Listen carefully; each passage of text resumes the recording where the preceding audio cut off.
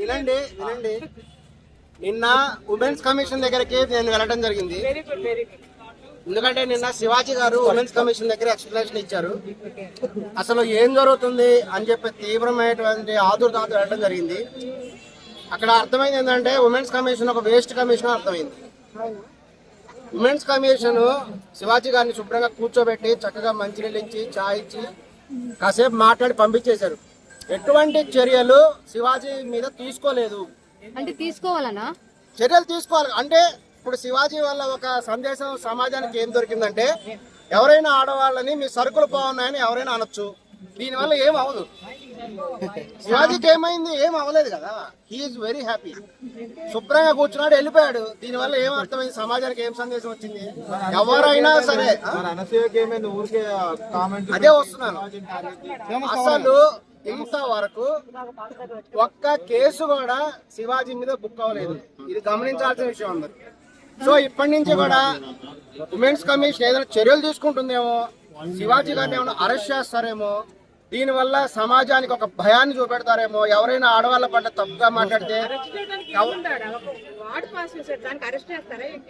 అంటే అది అర్థమైంది.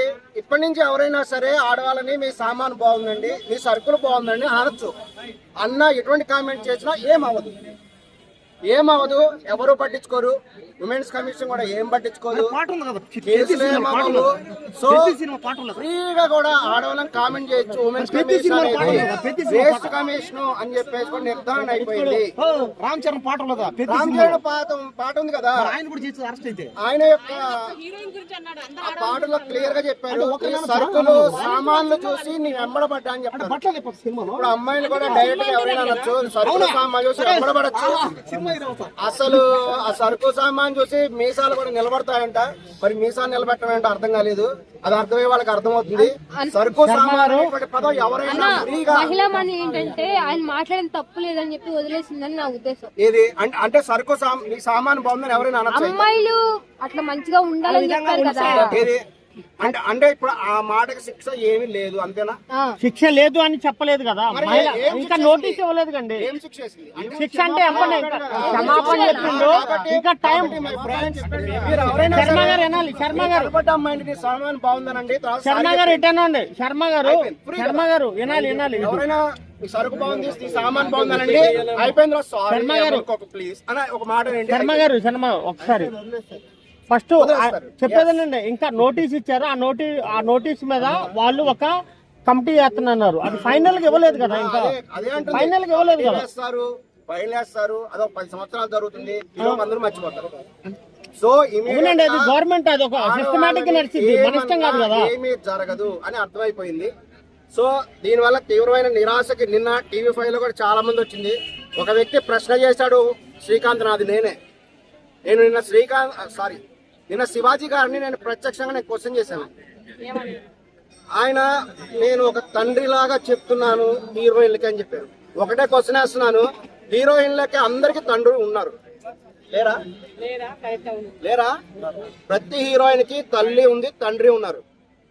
ఒకవేళ దురదృష్టవశాత్తు తల్లిదండ్రులు ఎవరైనా సరిపోతే కేర్ టేకర్ ఉంటారు. ఏమి లేకుండా హీరోయిన్ దాకా రారు కదా. హీరోయిన్ మరి తండ్రి ఉన్నప్పుడు, అవును తండ్రి ఉన్నాడు, ప్రతి హీరోయిన్ కి తండ్రి ఉన్నాడు. తండ్రి బాధ్యత ఆమె తండ్రి అతను చెప్పాలి కదా. ఇతను ఎవరు చెప్పడానికి? Who is Shivaji to tell to other ladies, Telugu hero women's గురించి ఏం చేస్తున్నారు? హీరోయిన్ తండ్రి చెప్పాలండి, అమ్మాయి తండ్రి చెప్పాలి. అమ్మాయి అధికారం లేదు. ఎలా చెప్తాడు? చెప్పలే కదా. అసలు కేవలము అమ్మాయిలు వాళ్ళ ఇష్టం వచ్చిన డ్రెస్సులు వేసుకోవచ్చు. శర్మ గారు చెప్పే విధానం ఎట్లా అంటే, ఒక మంత్రి ఓ ప్రధానమంత్రి అనాలా? ఎవరు చెప్పినా సరే ఇతరుల మీద. అసలు శివాజీ ఒక తాలిబాన్ లా ప్రవర్తించాడు. ఎలా చెప్తాడు? తాలిబాన్ లా మాట్లాడాడు. తాలిబాన్ లో చెప్తారు, మీరు ఫుల్ గా బట్టలు కప్పుకోండి, కనపడకండి. శివాజీ తాలిబాన్ అని ప్రశ్నిస్తున్నాం. తాలిబాన్ ఆయనకి ఏం అధికారం ఉంది? చెప్పు.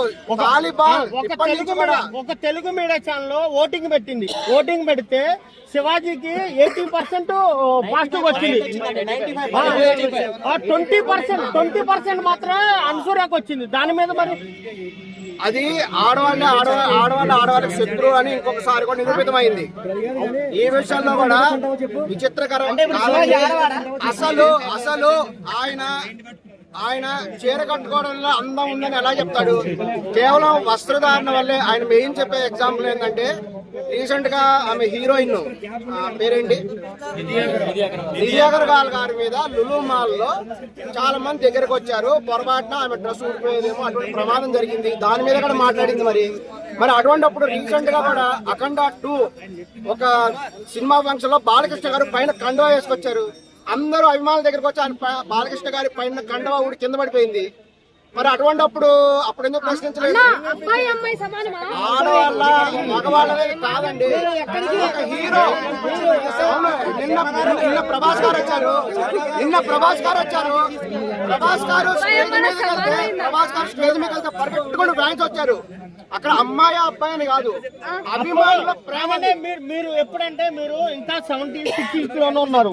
ఇప్పుడు 2026 చీర కట్టుకోవడం వాళ్ళందరూ. అప్పుడు సోషల్ మీడియా లేదు సార్. అప్పుడు సోషల్ మీడియా లేదు.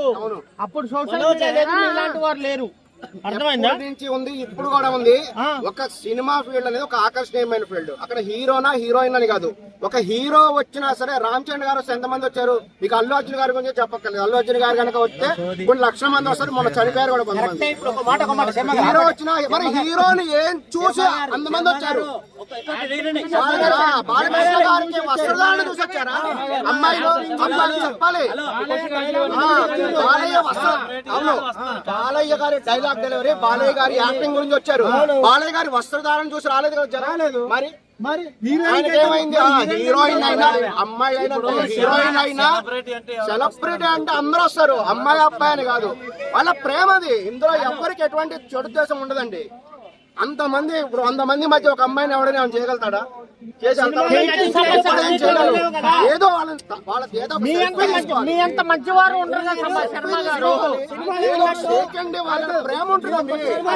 ప్రేమ ఉంటుంది. సినిమాలో బిక్కినీ వేసుకున్నట్టు పబ్లిక్ లెక్క బిక్కినీ వేసుకొని వస్తావా? వాళ్ళు వేసుకోవాలి. ఒకే ఎగ్జాంపుల్ చెప్తాను.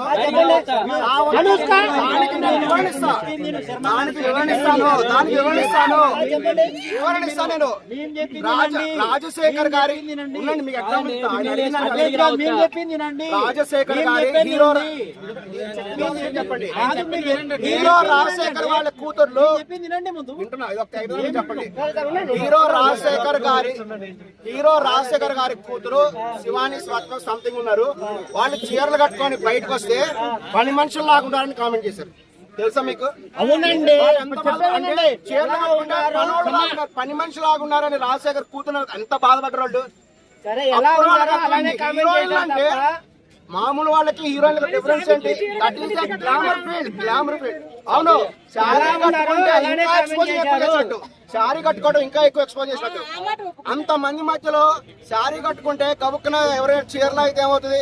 చీర ఊడిపోతే ఏమవుతుంది? ఇంకా ఎక్కువ పెట్టుకుంటే ఊడిపోదా? శారీ కట్టుకుంటే ఇంకా నడుము కనబడుతుంది, బొట్టు కనబడుతుంది. మరి శారీనే ఎక్కువ సెక్స్ అప్పీల్ అని ఒక గొప్ప వ్యక్తి చెప్పాడు. శారీలో ఉన్నంత అప్పీలింగ్ ఎక్కడ లేదండి. Most comfortable dress, glamour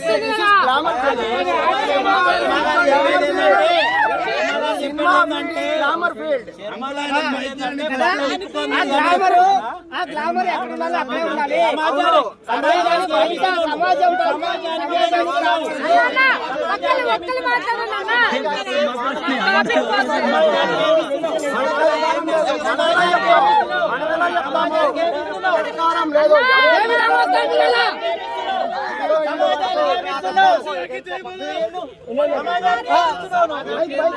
topic change అయిపోతానా?